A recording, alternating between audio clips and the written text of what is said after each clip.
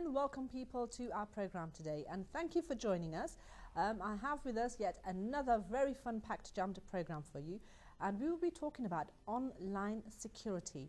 And what that actually means is your details when you process them online, what it means for businesses, what it means for consumers. Because believe it or not, online fraud is big business for the fraudsters, and last year's figures show about £26 billion was frauded in this manner. And in the studio today we have Dr. Mahmood Shah, who's Regional Director for the University of Central Lancashire.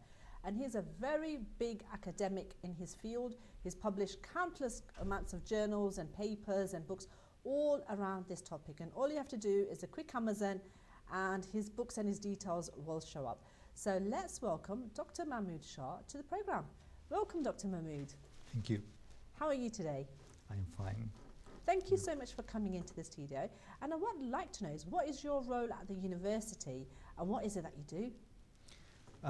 Basically, I'm an academic and I teach at undergraduate as well as at postgraduate level. I supervise PhDs.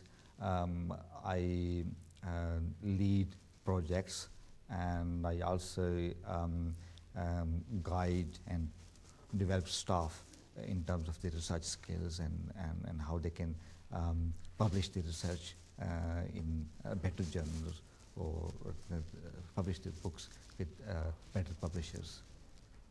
Right.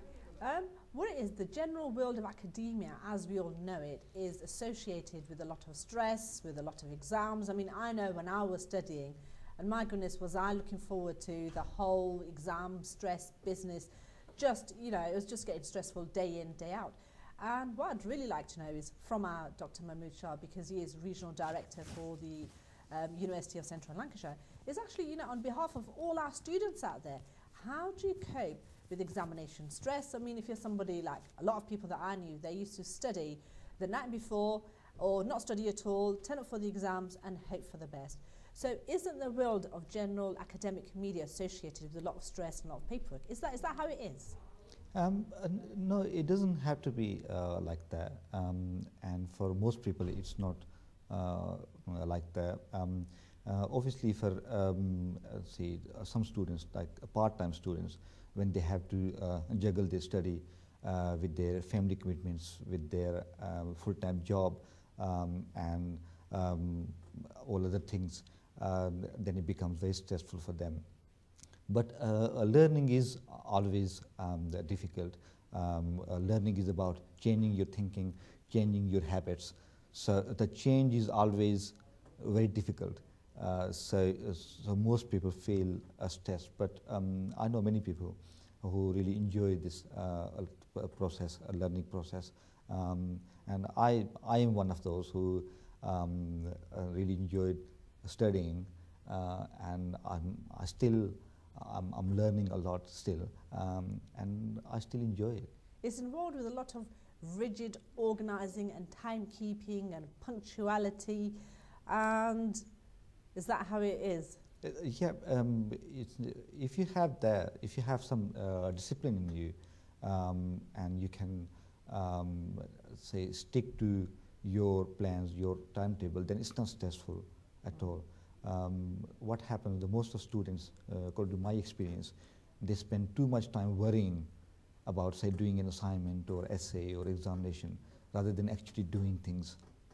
So instead of worrying, if you actually do things, then it's less stressful. Your area of specialism is e-banking, e-management. The business management module is so huge. What made you actually specialise in this particular area? Well, I was always into computing. So my A-levels, bachelor, master, PhD, it was all in computing. And afterwards, when I started working and got involved with the industry, then I became interested in how businesses operate. So these areas like e-banking and cybersecurity, they actually combine both, but they combine IT as well as the business issues. So I'm really interested in this area, and for last 13 years now, because my PhD was also in e-banking. So since 1999, I'm involved in these two fields. But now, over the last 2-3 years, I have gradually moved towards cybersecurity and moving slightly away from e-banking, mainly because this issue of cybersecurity is becoming a huge problem. The industry, the government, and you name it, the whole departments, they are crying out for help in this area. So many of my friends from industry, they approached me as well to do some research in this area to provide guidelines on how they can cope with this problem. We'll be talking about that just in the second stage of our program, but I've got so many questions for Dr. Mahmood, because when I looked at his CV and when I was looking at all the stuff that he was doing, my goodness, there's so much on there as an academic professional. So one thing I wanted to ask you, Dr. Mahmood, was you're such a well-published author in your field. How do you go about having your work published? How does that happen? It varies depending on what you write. If you are writing a journal interest article, then that's more suitable for like newspapers or websites or magazines. If you do some research on scientific basis with scientific discipline, then you can send it to journals, and that can open the door for you to work in academia.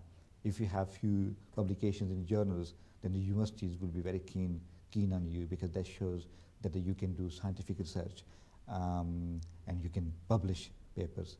And once you are in a field for a long time, then you have a lot of material, you become well known in the field. So then at times publishers approach you to write books in the area, or at times if you have a book idea, you write the proposal, you send it to the publishers, and then they negotiate a contract with you and they publish the books. That's how it works, especially for textbooks. And obviously, the bigger publisher is, the better is for your career and for your books. But the bigger a publisher, the more, as we say, the fussy they are. So you have to be a very big name in your field to get a contract to write books.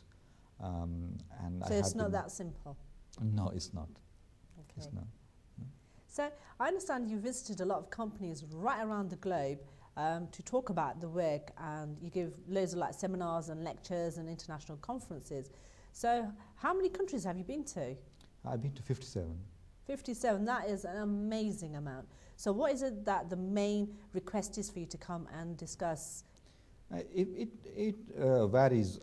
For last few years, this topic of online fraud prevention is a lot in demand. But I get requests to speak on topics like e-banking management, or to write, how to write good papers, how to write good reports, or to deliver seminars on developing an academic career. So topics vary from from university to university. We have a very young student population, for our viewership as well.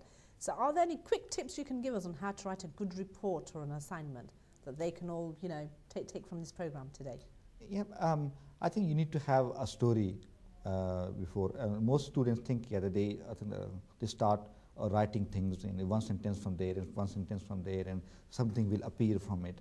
No, I think spending some time to thinking what your story is, what are you trying to tell somebody. When you have that, it becomes much easier to write. Your writing will flow, you'll have better structure, and you'll get better marks because of that. Once you have a story, once you have an argument. But if you don't have a story and you think that you start writing and something will appear from the writing, it really does. Is that what people actually do? Yeah, true. Yeah. Okay. People, you'd also be interested to know that Dr. Mahmood Shah is a PhD examiner as well. So what kind of tips would you like to give to them today in terms of their papers? A PhD is a difficult process. One of the most difficult thing I have done in my life. So I really understand what they go through. The main issue while doing PhD or while doing research is discipline. That if you can set aside time and stick to that, that's one thing. And also not get bogged down into the process, because in PhD you don't know at which stage you are. Even when you submitted your thesis, you don't know whether it's really finished, because it could result in major changes, minor changes. So I think it's just having the discipline, and as well as the balance in your life. So you must not give up on your social life, on sports you enjoy, or whatever you enjoy. Keep doing that as well, because a fresh mind is much more productive than a tired mind. I hope you're really enjoying this program, people, because I really wish I'd talked to Dr. Mahmood when I was doing all of my studying. Could have made the most of that. I was just stuck at my computer thinking, I need to get this assignment done and I'm going to stay here until it's done. And unfortunately, it was at the expense of my social life.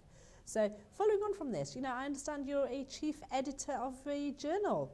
Yep, I am, and it's a very new journal, and it's an area of information systems and management. So if there's any academic out there, please get in touch with me. I am on Facebook. You can search me on University of Central Lancashire website, or almost just Google my name and you should get my contact details. So get in touch, and I'm always very keen to receive papers and to help people publish. Can you tell us what kind of papers you'd like to receive? At present, I am very much interested in the area of cybersecurity. So if you're working in any area of internet security, then I would like to hear from you.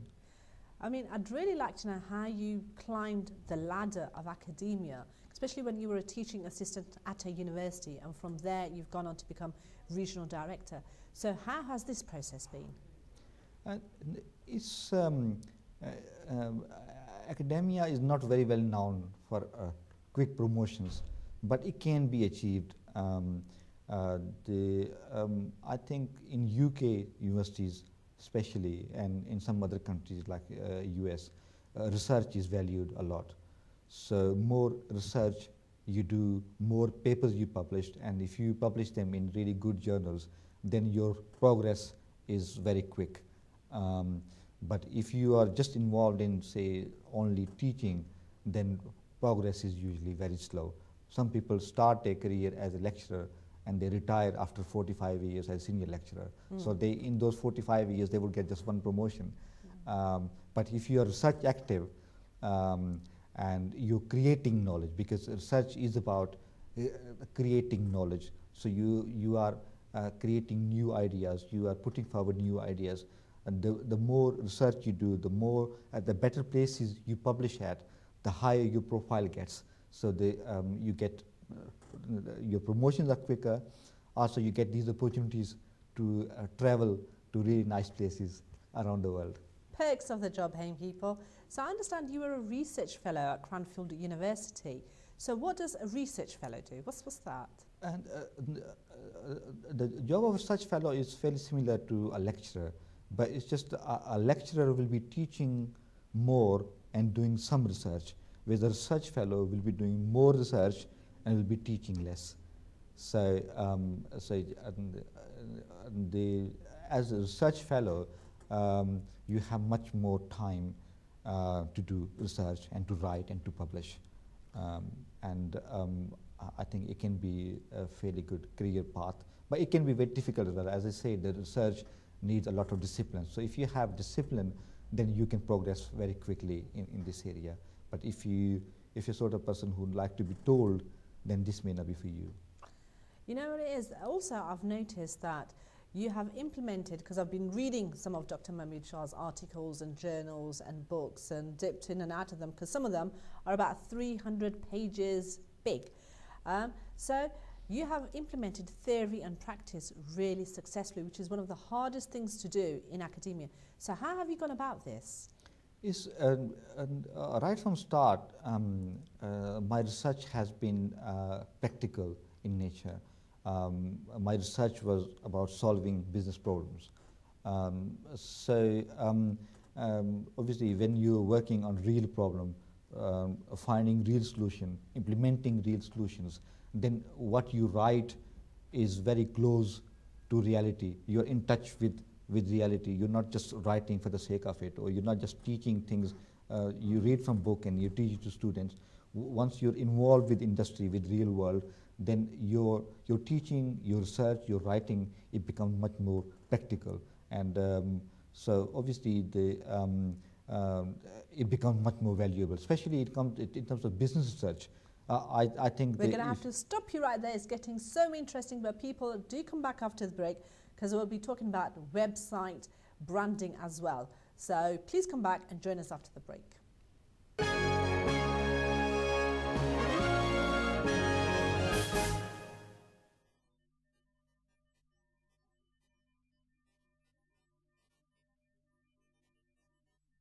Hi and welcome everybody back to our program, and today with me on the program, just to recap, we have Dr. Mahmood Shah, Regional Director from the University of Central Lancashire, and we're actually talking about e-business and fraud prevention in particular, because last year in the UK, e-business fraud amounted up to about £26 billion, and we're right in the middle of a really exciting discussion. So coming back, and just to recap, Dr. Mahmood Shah is a well-published author. He's in the field of academia, and we will now start talking about PhD examinations, because he also monitors and examines PhD students. And one of the exciting PhD assignments that he's currently working upon is a project by the name of Website Domain Brand Evaluation. So Dr. Mahmood, what is all that about? Because that sounds really interesting. Well, it's one of my PhD student who's doing research in this area. What happens that when you want to sell your business, or if you want to buy a business, or when you do a merger or acquisition or any of those things, it's very difficult to put a value on the domain name. So by domain name, I mean it's like, you know, the www.bbc.co.uk, that's a domain name. It can be very valuable. At time, its value can go into tens of millions. But there is no method, there's no proper way of calculating the value of domain name. So this research is about developing an organized method in which we can actually calculate the value of domain name. So when a business is doing any of those things I mentioned, or if they're floating into stock exchange, they can ask for the fair price of the domain name. That's a bit like Facebook, you know, recently launching onto the stock exchange. So. Yeah. So, well, how? I also understand that you monitor external PhD examinations. So how does that work? External PhDs, it could be in UK, or it could be anywhere around the world, South Africa, Brazil, Pakistan, India, anywhere. But the people who are doing PhD in my field, they would know me through my publications. So they would request to examine the PhD, and if I feel that I know enough about that topic on which they are doing research, and I have time as well to examine, because remember the PhD thesis can be as thick as this, reading and evaluating it and all that could be time consuming. So if I have time, I would say yes, and I do regularly examine PhDs around the world. Is the standard PhD roughly about 80,000 words? Is that the kind of word limit we're talking about? No, it varies from field to field, and the type of research as well. The shortest PhD thesis I have heard of is 4 pages. Really? Yeah, it was in physics, and somebody came up with a completely new theory of physics, and it was tested, results was presented in 4 pages. Wow, that is yeah. saying something, because sometimes it takes 4 pages to write a summary. Summary, yeah. What's the longest? Yeah, but normally it could be anything between 40,000 to 80,000 words. Fantastic. So now moving on to Dr. Mahmood's specialist area, because we just talked about 2 years, what he's been up to, but your specialist area is online security, cyber security. So can you talk about your specialist area? As you mentioned earlier, there is, it is a problem which is surfacing now, but it has always been there. The identity theft could be simply that somebody is stealing your information to do something. It could be proper, it could be something improper. So when somebody forged a passport, that's also an identity theft. But it has this problem has become so huge because of e-commerce, the online trade. So the people are buying things online. So it means that your information, your credit card, your debit card details, your name, address, everything, it has become very valuable to fraudsters. Because the business has moved online, so the fraudsters have also moved online. So they are hungry for your information. So the hacking and stealing of information is very common and it's very sophisticated.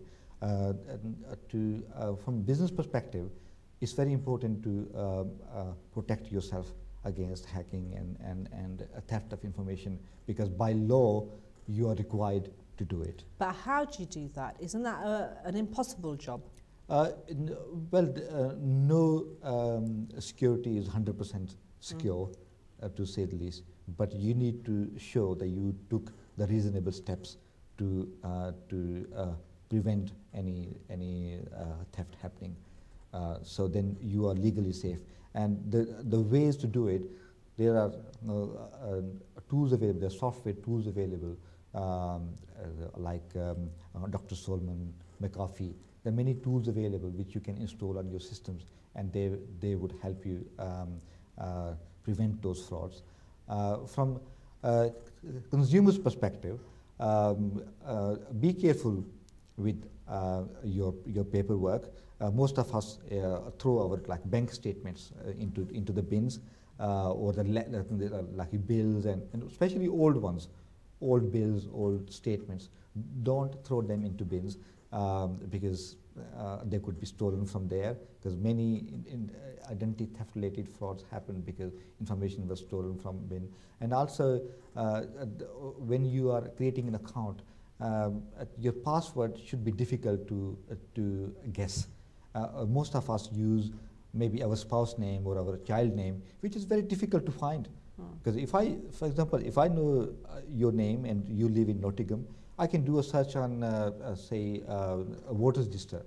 From there, I could guess who your husband is, or what your eldest child name is. This information nowadays, Facebook, many people mention who are they married to, or who their kids are, who their nephew are. So don't use their names as your passwords. And password should be longer, and it should be more difficult to guess.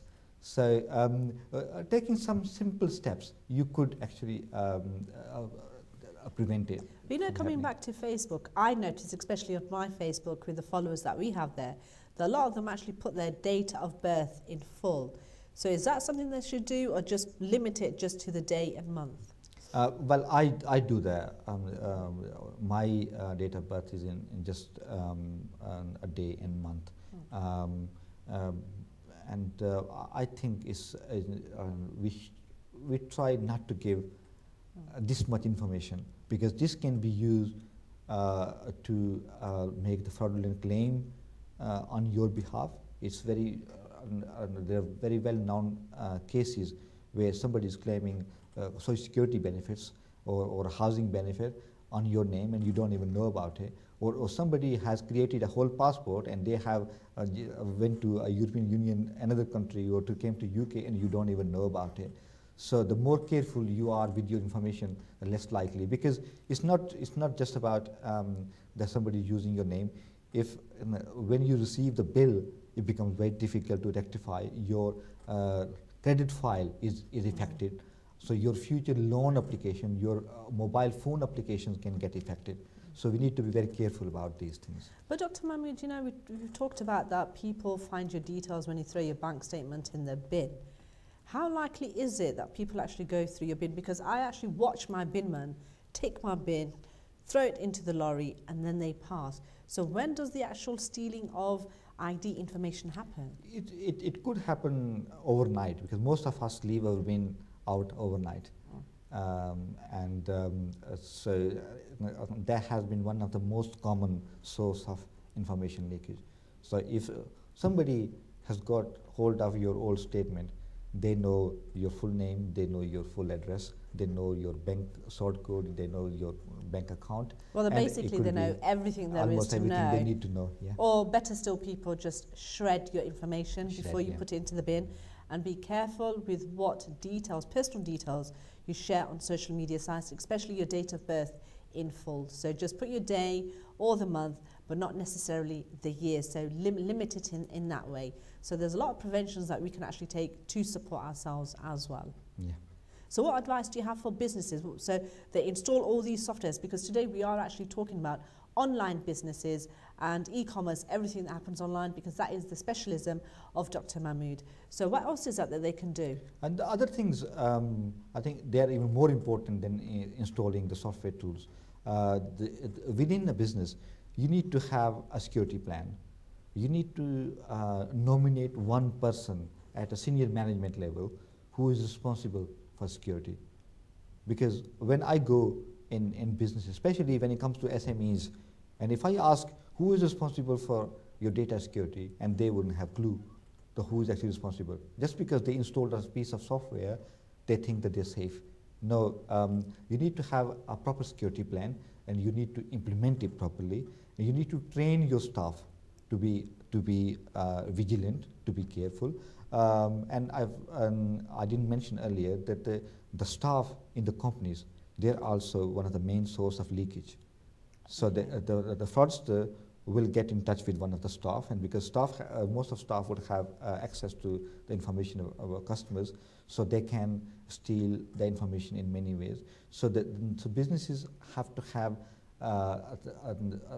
proper policies, proper monitoring of employees as well, and they need to vet their employees more carefully, that they don't have any say a criminal history, especially if they have access to the consumer data. So in terms of protecting data protection, because there's laws in this country about data protection, but surely if that one person has management, how do they go about finding out what the policies and procedures are? Because I'm sure that we have lots of viewers here today who don't really understand data protection. They don't actually understand what that role involves. So is there anywhere where you can recommend, or any particular book that they should read or paper that they should read, where they can actually become more informed? Well, the guidelines are available everywhere on internet. The actual internal procedures, I have written a few papers, so if you write my name in Google, so you could actually download those papers as guidelines. Recently, I published a paper in the area of, and I recommended a framework. It's called E-STEP, so where it involves being vigilant, implementing technological solutions, implementing internal procedures, educating staff, and having clear lines of responsibilities, and also having incentives for staff not to do these things. So if you say, for example, if you bring in, at busy time, most businesses bring in temporary staff, and that's where they're most vulnerable. So if you're bringing in temporary contractors, either vet them properly, or don't give them full access to the whole of the information you have. So let's move on to your other specialist area, which is cybersecurity in terms of like credit card data.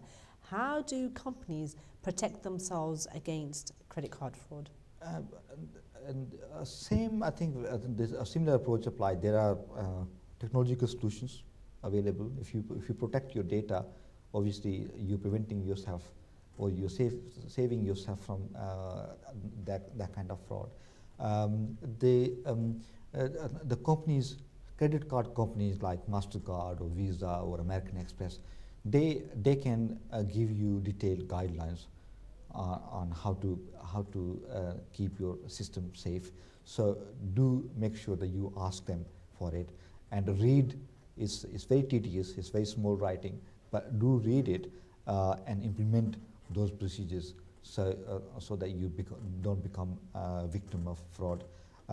It's important to stress that in most cases, even if a consumer is at fault in leaking the information or not being careful with their information, it's the business which has to pick the bill. Right. So, the figure you mentioned, 26 billion, usually it's the government or the businesses who are paying almost 90% of those damages. So at times when it can be clearly established the consumer was at fault, then yes, the consumer will be liable. But usually it's business, so business need to do more about it. I think we're running out of time today because of the Ramadan schedule. You know, things are just a little bit all over the place at the moment. So please do watch my Facebook in particular for regular updates on this program, and hopefully after Ramadan we'll be going back to the program schedule. But quickly, just final last words, what is your message to our companies, to our viewers, in terms of how to protect themselves in this big world of online business? Yeah. I think just to realize that this is a big problem. Yes, it's not very high profile because nobody wants to admit, no company wants to admit yet that they are victim of a fraud, because then the consumer will think that no, we don't want to go to their website just in case they become a victim of identity theft. It is a big problem. You need to take it very seriously, and you need to implement solutions. And those solutions are not always very expensive. Obviously, if you're a large business, yeah, then security software, other things, yeah, they cost a lot. But if you're a small business or a medium-sized business, these things, they don't cost a lot, and they can save you from many losses. In some cases, some business even go bankrupt because of these issues. So try your best, and these things are not that expensive to implement. Thank you everybody for watching our program today, and a very big thank you for Dr. Mahmood Shah to come into our studio today in the month of Ramadan to talk about this really, really important topic of online business fraudulent activity. For next week's program, please everybody do tune into my Facebook to find out what our program timetables are. It'll probably be a little bit different to what we normally are expected to. So hopefully see you at some point next week.